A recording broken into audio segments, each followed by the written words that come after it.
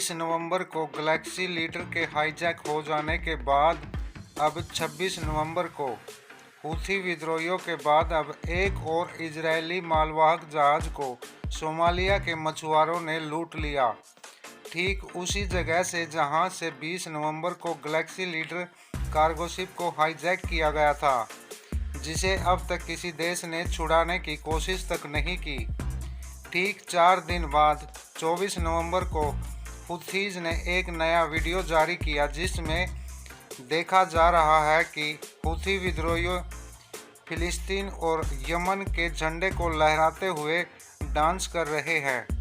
यूथी विद्रोहियों ने Galaxy leader को हाईजैक करने की बजाय गाजा में चल रही इजरायल की बमबारी को बताया था और कहा था कि जब तक इजरायल गाजा पर बमबारी करता रहेगा, वे इस जगह से इजरायल के किसी भी जहाज को गुजरने नहीं देंगे। उधर इजरायल ने इस हमले पर नाराजगी जताई और इसे ईरान का आतंकवादी हमला बताया और साथ ही यह दावा किया कि इस जहाज से इजरायल का कोई लेना देना नहीं है, जबकि न्यूयॉर्क टाइम की रिपोर्ट बताती है कि इस जहाज का मालिकाना हक इजरायल के एक अरबपति के पास है। 6 दिन के बाद ठीक उसी जगह पर एक और इजरायली कार्गो शिप पर हमला होता है। यह जहाज केमिकल का भरा हुआ था। कुछ हथियारबंद लोगों ने इस जहाज पर हमला बोल दिया, जो छोटी छोटी नाव से आए थे, और इस जहाज पर मौजूद 22 लोगों को बंदी बना लिया। जहाज के कप्तान ने मदद के लिए संदेश भेजा। संदेश मिलते ही अमेरिकी जहाज का बेड़ा मदद के लिए आ पहुंचा। यमन की तरफ से अमेरिकी जहाज पर कुछ मिसाइलें भी छोड़ी गई, जो मिस हो गई, निशाने पर नहीं लगी। शक यमन के यूथी विद्रोहियों पर किया गया, लेकिन जब अमेरिकी बेड़े ने जहाज को छुड़ाया तो तस्वीर साफ हुई। यह काम सोमालिया के समुद्री लुटेरों ने किया है। चर्चाएं तेज हो गई कि क्या हमास के साथ जंग में इजरायल का एक और नया दुश्मन आ गया है। दरअसल सोमालिया के समुद्री लुटेरों की भी एक छोटी सी कहानी है, जो 1990 के दशक के बाद शुरू हुई। 1990 के शुरुआती दिनों में सोमालिया में एक गृह युद्ध शुरू हो गया। सरकारी तंत्र विफल हो गया और सभी सेनाएं बिखर गई।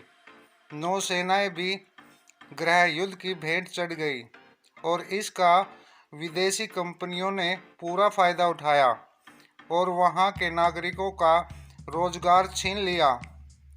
हुआ ऐसा कि वहां के लोग समुद्र से छोटी छोटी नाव में मछलियां पकड़ते थे।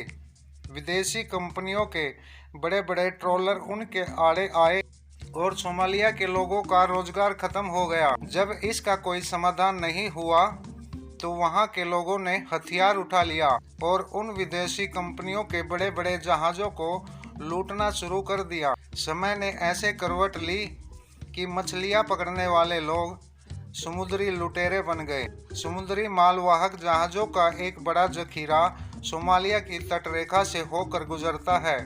सोमालिया की इस तटीय संरचना को हॉर्न ऑफ अफ्रीका भी कहा जाता है।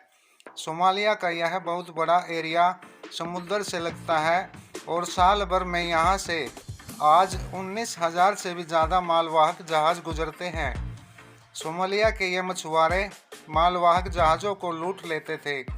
फिरौती की एक बहुत बड़ी रकम इनको मिलने लगी। 2006 से 2013 तक यह रकम 27,000 करोड़ रुपए बढ़ गई। इतनी बड़ी हो गई कि 15 से 16 साल के सोमालिया के लड़कों ने इस धंधे को ज्वाइन कर लिया। बहुत सालों से यह धंधा चला। समुद्री लुटेरों के छोटे छोटे गुट बन गए, लेकिन जब लूट ने ज़्यादा जोर पकड़ लिया तो यूएनओ ने कड़े नियम बनाए और कुछ डेवलप देशों ने जहाज़ों में एंटी पायरेटिक सिस्टम डेवलप कर लिए। घटनाएं कम होने लगी।